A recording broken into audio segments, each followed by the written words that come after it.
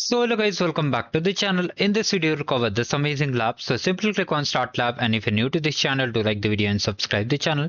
And if you want this yellow check my progress bar, check the video description. Now just right click over here and open the Cloud Console incognito window.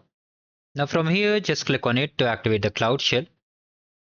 Also do like the video and subscribe the channel. Now click on continue.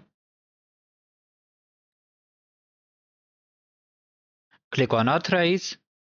And for other app solutions, you can check the playlist over there. Now once the Cloud Shell is ready, okay, in the description box of this video I've shared this repository. You have to come down over here and just select it and do join our social handles for any queries. Now paste it over here. Let me increase the text size. Now this will take 5 to 10 minutes, and if you get any error, we'll just check it and just wait for some more time.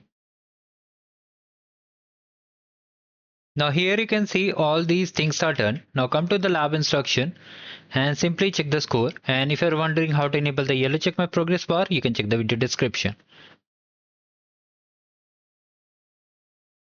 Now if you're getting error, what you can do, you can just come to over here and just type cloud